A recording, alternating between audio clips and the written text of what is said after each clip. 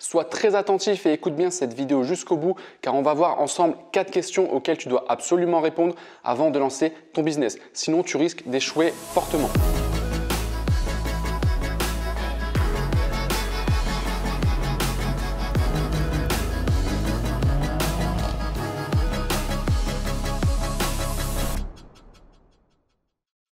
Salut à tous, c'est Nat. Aujourd'hui, on se retrouve pour une nouvelle vidéo. Vous voyez que le cadre a un petit peu changé, c'est normal. On est actuellement dans le sud de l'Espagne, juste à côté de Marbella. J'espère que le cadre sera plus inspirant pour vous, que ça va vous motiver.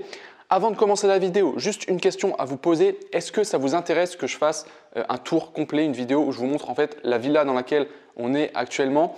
Si ça peut vous motiver, si vous avez envie de voir cette vidéo, dites-le moi dans les commentaires. Et en fonction de ça, je verrai si je fais la vidéo ou pas. Comme d'habitude, n'oubliez pas également de mettre le petit like. Dites-moi si ça vous plaît. Et puis, on va passer tout de suite au contenu. Alors, comme je vous l'ai dit, il y a 4 questions auxquelles vous devez absolument répondre avant de lancer votre business. C'est vraiment primordial et on va les voir ensemble. Quand j'ai découvert ça et que j'ai commencé à le mettre en pratique dans mon business, dans les boutiques que j'ai lancées, ça a fait vraiment toute la différence. Donc, je vous encourage vivement à prendre des notes et à vous poser également les mêmes questions. Donc, admettons que vous ayez choisi un produit, que vous ayez commencé à créer votre boutique, votre offre, etc. La première question que vous devez vous poser, c'est qui est mon client?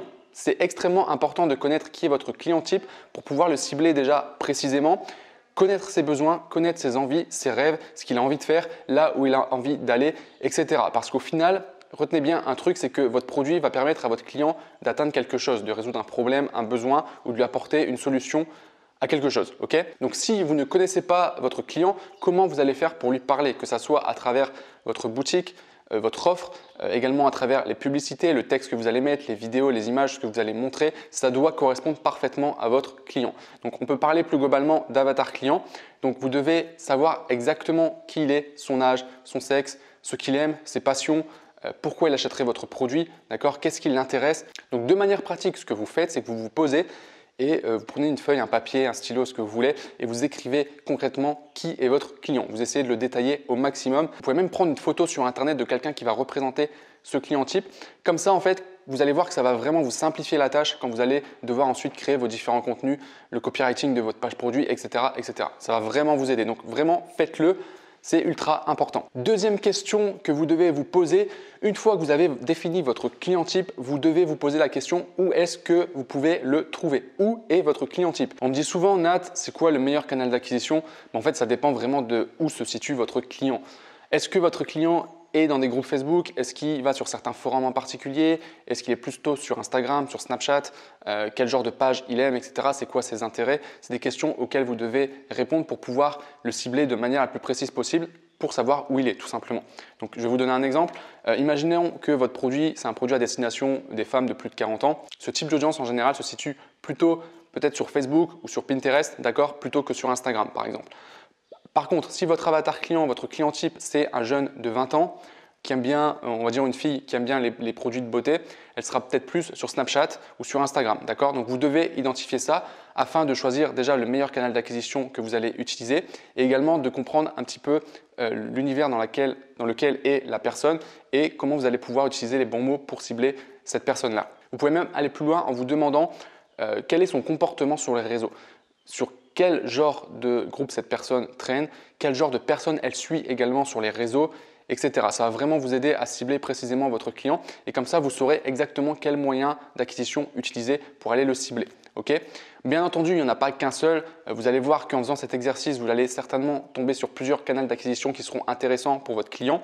Donc, moi, ce que je vous recommande au départ, c'est d'en utiliser qu'un seul, d'accord, de maximiser celui où il y a le plus de chances que ça fonctionne, où est votre client au final, et ensuite peut-être de se diversifier. Mais faites-en un seul au départ. La troisième question que vous devez vous poser, c'est comment vous allez faire pour attirer son attention. D'accord? Une fois que vous savez qui est votre client, vous savez où il est, comment vous allez faire pour capter son attention pour que cette personne-là vienne sur votre boutique pour voir votre produit et votre offre. Okay? Donc, vous devez réussir à savoir quel genre de texte, quel genre de pub, quel genre de vidéo, quel genre d'image va attirer son attention pour que cette personne puisse cliquer. Donc logiquement, ce travail va être beaucoup plus simple. Pourquoi? Parce que vous connaîtrez déjà votre client type. Si vous avez bien répondu à la première question, vous savez ce qu'il aime, vous savez son besoin, vous savez son problème. Donc vous allez pouvoir l'attirer avec une phrase qui va directement le percuter. Okay, par exemple, une personne de 50 ans qui a des problèmes de dos, imaginons que c'est votre avatar client, okay, son problème c'est qu'elle a mal au dos.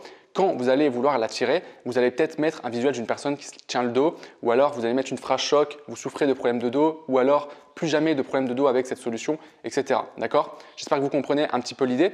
Et l'idée, c'est de mêler un petit peu tout ce qui est visuel, donc vidéo, images, les textes, le son également, pour pouvoir attirer ces personnes-là. Après, vous avez différentes stratégies. Ça peut être une pub toute simple qui va rediriger vers votre site. Ça peut être offrir un cadeau à la personne. Ça pourrait être un e-book, par exemple, un PDF, un guide PDF. Je ne sais pas, imaginons que vous vendez un produit ou des produits pour maigrir. Pour faire différemment, au lieu de faire une pub directement vers votre produit pour perdre du poids, vous allez peut-être offrir directement un e-book avec une liste de 10 exercices ou de 10 techniques secrètes pour perdre du poids. De cette façon, la personne va cliquer sur votre pub ou sur le groupe Facebook dans lequel vous avez posté ça, sur le forum, sur le blog, bref, peu importe. Et ensuite, elle va arriver sur votre site et là, vous allez lui donner évidemment le cadeau. Vous récupérerez l'email au passage, comme ça vous pourrez la recontacter derrière. Et ensuite, une fois que vous aurez donné ce cadeau-là, vous pourrez lui envoyer du contenu pour lui vendre les produits de votre boutique, par exemple. Enfin, une fois que vous avez fait tout ça, la quatrième question à vous poser, et c'est selon moi la plus importante, c'est quel est le résultat que vous souhaitez donner à votre client? Il y a un truc que vous devez vraiment comprendre, c'est que à votre client, vous ne lui vendez pas un produit ni un service, vous lui vendez un résultat. On dit souvent que dans les descriptions produits, il faut vendre les bénéfices et pas les caractéristiques du produit. Moi, je vais même aller encore plus loin, vous devez vendre le résultat. On va reprendre l'exemple d'une personne qui souhaite maigrir. Imaginez que vous vendez un appareil pour faire des abdominaux. Okay, on va dire l'électrostimulateur, voilà, comme ça tout le monde connaît.